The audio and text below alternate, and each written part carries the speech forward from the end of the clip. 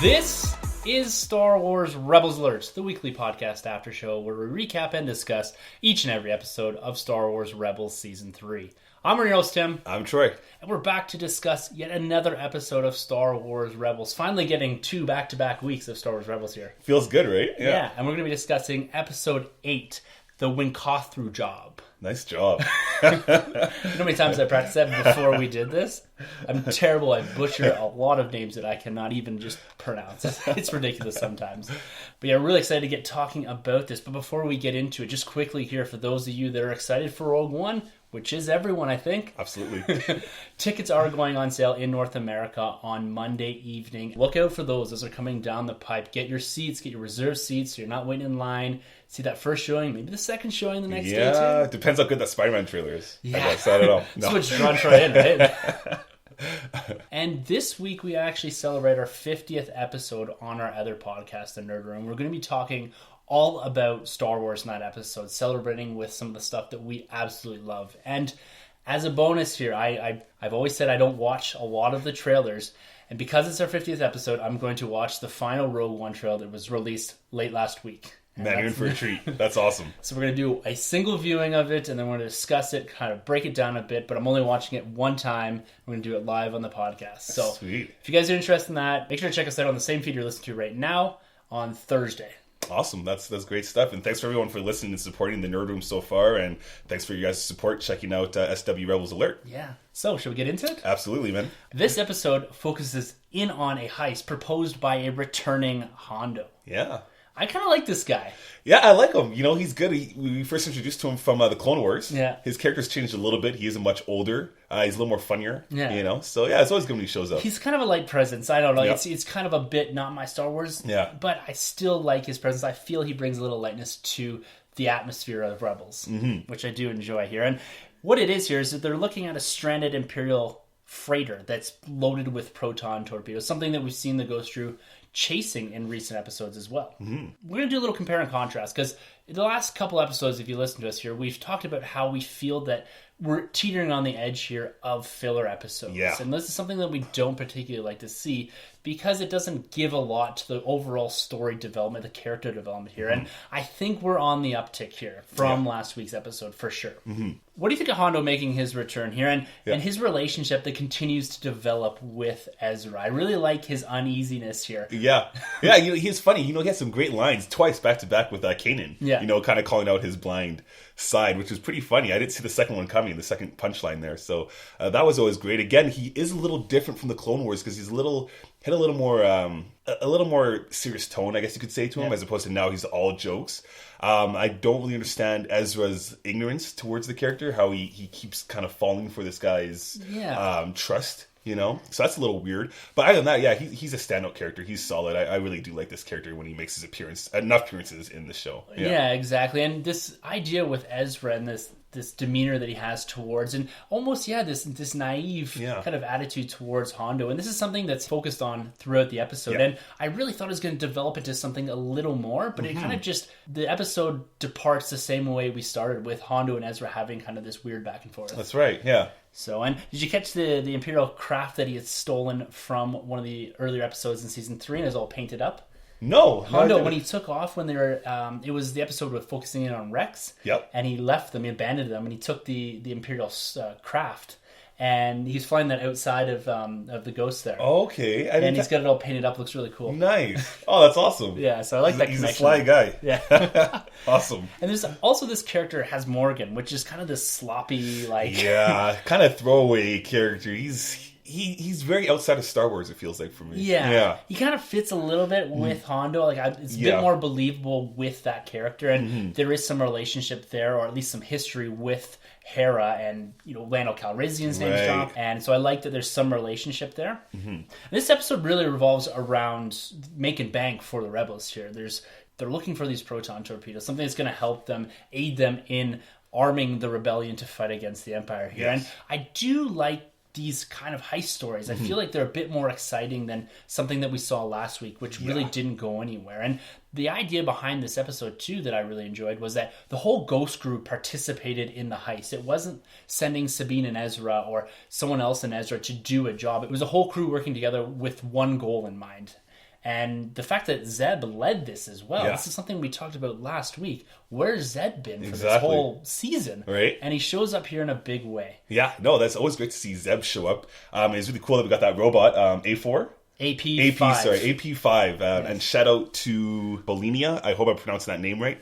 But thanks for reminding us what the name of that robot was, that droid. So really glad he made a little bit of an appearance. Yeah, with some dialogue too. With some dialogue too. So that was always great. And I do like, at least with this episode, we got them, chasing those bombs, which is cool. That moves the story forward, especially with the rebels losing a couple ships. I think 6 ships. Yep. So they were down. So it is cool that they got something. They gained something this episode. Yeah, exactly. Yeah. And when they do get on the stranded Imperial craft here, it's been thought that the craft itself has been abandoned. All the escape pods have been jettisoned. And they get on there and you get something running around in the background. And the first thing I think of, okay, there's either Imperial Commandos on there or something funny. Got this real horror type vibe to it. Yeah. Which is kind of cool.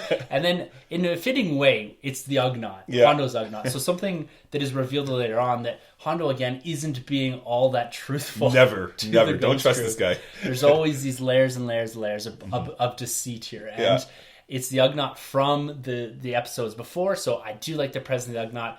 These particular Ugnaughts, I don't think would fit unless Hondo is present. Absolutely. They couldn't be in the episode by themselves without that character. It's revealed that Hondo and his crew are responsible for disabling this Imperial shuttle. They were initially going after this, and they're just really using the Ghost Crew, which is a similar theme that we see through the entirety of Hondo's relationship with the Ghost Crew. Except Ezra. Ezra's the only one that seems to be blind towards his actions.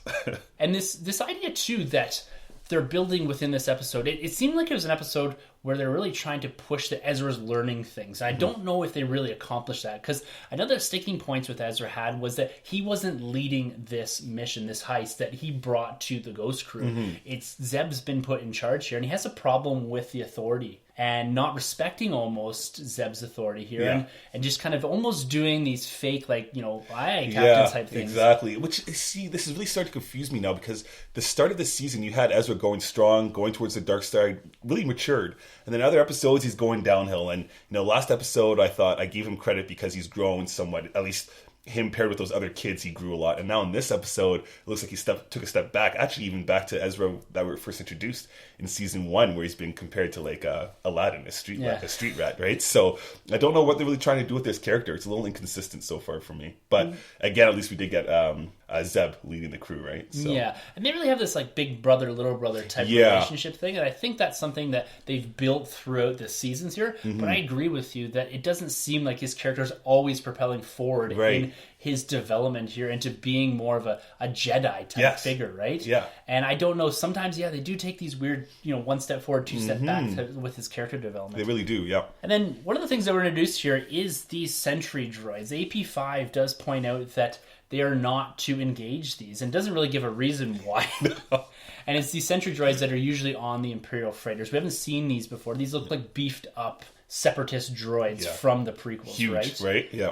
They're really cool, but they didn't really have a big impact for me here. You do see the numbers build once one is attacked. It kind of awakes the rest of them. Yeah. And they do get into a little skirmish with the Ghost Crew with Ezra and Zeb after Zeb's been captured and freed with Pez Morgan. Right. But I really thought that these were going to be something really cool, and I didn't really get that from them. They were almost like the B-1 battle droid type things, where they're just kind of throwaway droids, just there for Ezra and Zeb to fight, right? Yeah. But I will say, the whole scene of loading the protons with the winch and all that, I really liked how they developed that. I got a real sense of urgency. Yes. When the ship is crashing, you do see when it's hitting the atmosphere, it's starting to burn up, and I really like that whole sequence there. And with Ezra and Zeb, when Ezra brought the lightsaber, that's a really cool moment there. I like what they did. That was my favorite scene of the whole episode, is when Ezra's on his back and the music swells. Yeah. And I kind of got this feeling, what are they going to do here? Right. And I just really enjoyed that. That whole action piece there is really well done, I think. Just from being a little more intense than we're used to here. So hitting back again at this relationship between Ezra and Zeb, and they're trying to push something here, but they never really fully develop it. And you do see Ezra respecting a bit more Zeb's authority and his ability to carry out a mission, a job, a heist. But again, I still get this kind of goofy feeling at the end. Yeah, because I really got that too a little bit, and the episode itself was still a little goofy. I'm a big fan of these heist kind of films and movies, and we've seen things like Breaking Bad where they pulled it off well. And I know Breaking Bad's a complete different kind of show than this, obviously, but I felt it could have been a little tighter, a little smarter. Especially the way they robbed the place or hijacked the bunker, right? Yeah. So, yeah. Overall, it was a good episode. Like I said earlier, I did really enjoy the fact the whole Ghost Crew is working together here. Yeah.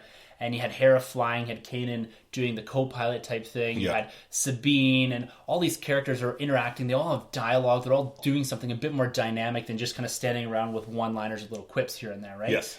So I really enjoyed that aspect of it. And I do think it's an uptick from last week's episode. I do see the momentum building towards the winter finale, which is going to be in a couple weeks here. Yeah, it's definitely a step up from the last episode. There's still things going on here that's a little shaky for me. The season started off really strong, and we have some really good things going on with Maul, Thrawn, Ezra, the Bendu, Kanan. I think there's enough stories now that we could go off these guys. I mean, I know it's a bigger season, but I really think we need to start pulling off these stories.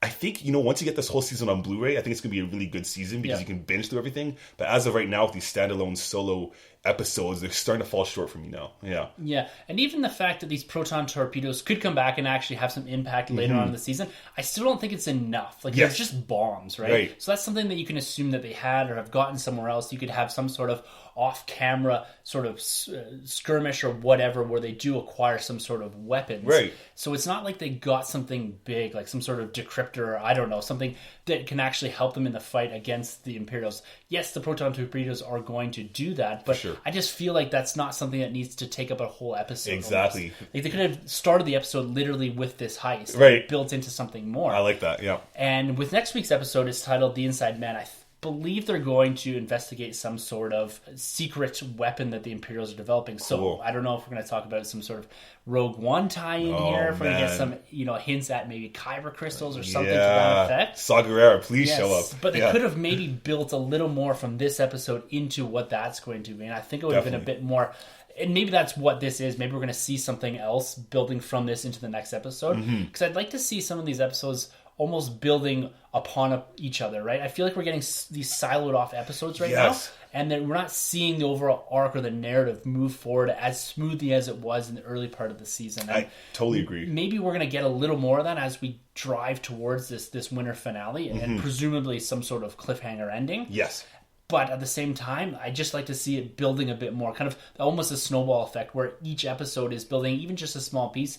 And maybe that's something we're just not seeing right now. We can't see the bigger picture. And maybe at some point, like you said, like a Blu-ray where these pieces are fitting in and all of a sudden you're like, oh, okay, there's the picture, right? Exactly. And it's funny that you bring that up because I was thinking about it. The Clone Wars did such a good job where they'd give you these 1, 2, 3-parter episodes that all tie in, right? Where you could just watch those 3 episodes, walk away, come back 2 episodes later and get another 3-parter. So I really think this show would benefit more if they kind of went back to the Clone Wars, how they would do that 1, 2, 3-parter punch. Yeah. Because the last 3 episodes have had no connection to each other. Where the previous 3 or 4, you could see something building throughout that, right?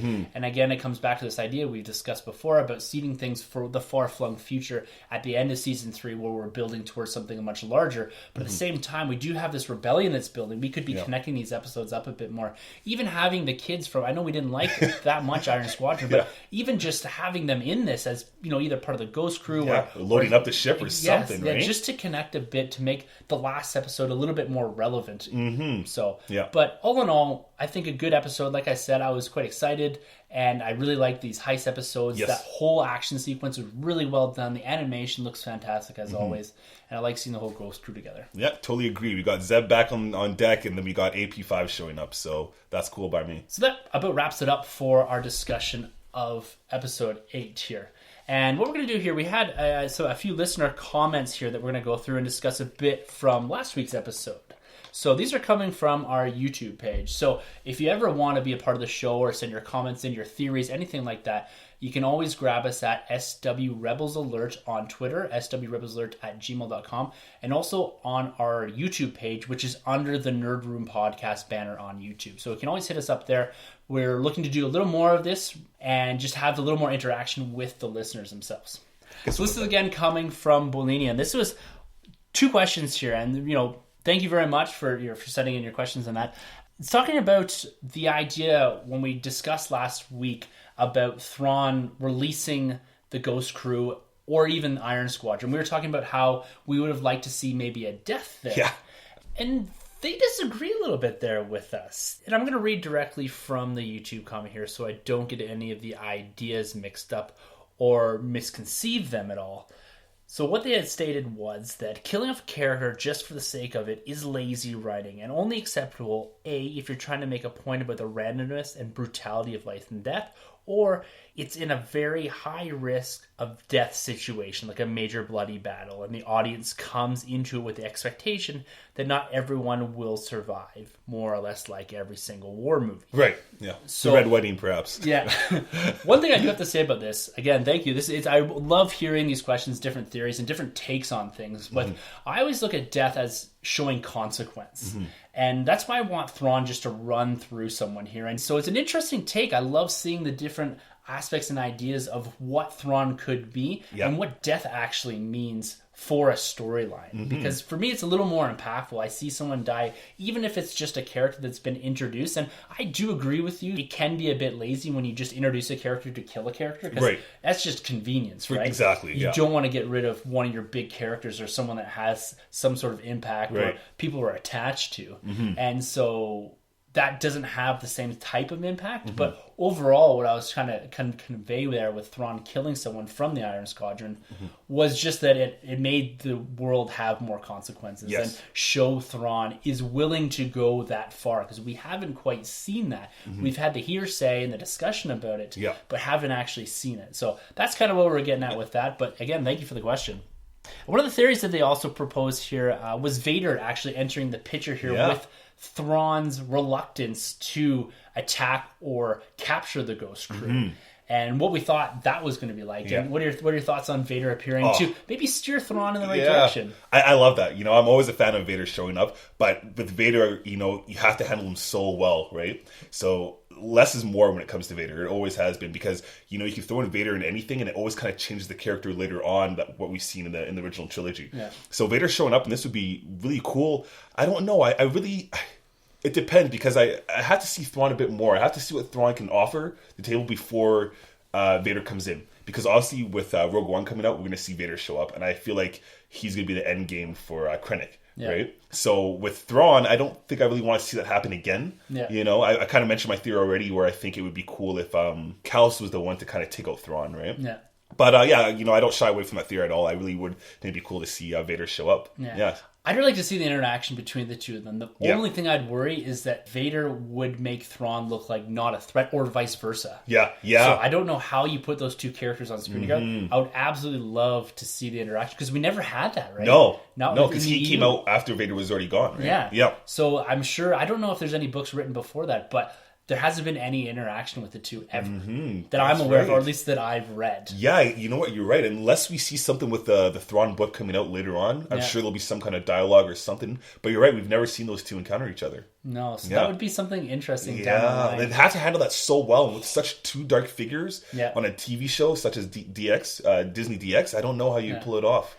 Serving the characters properly, right? And you don't want to make Thrawn seem less of a threat with Vader's presence, right? So you have to walk that fine line. You're very right about that. And so I'd love to see it, though. Absolutely. Even if it's towards the end, where I don't know how you do that, but I just love to see Thrawn. That interaction really excites me, but really worries me how it's executed.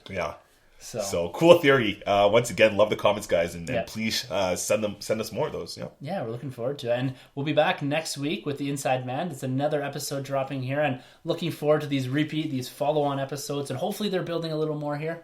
Yeah, I hope so. We are getting so much closer to Rogue One. It's only fitting that we get a little taste of something, right? We're a couple weeks out here, man. We're going to be into December at the end of this week. That means it's Star Wars month. It's Star Wars month. I got to crunch this book. I got to finish Catalyst. I'm only on about chapter 12, so I got to crunch that this week.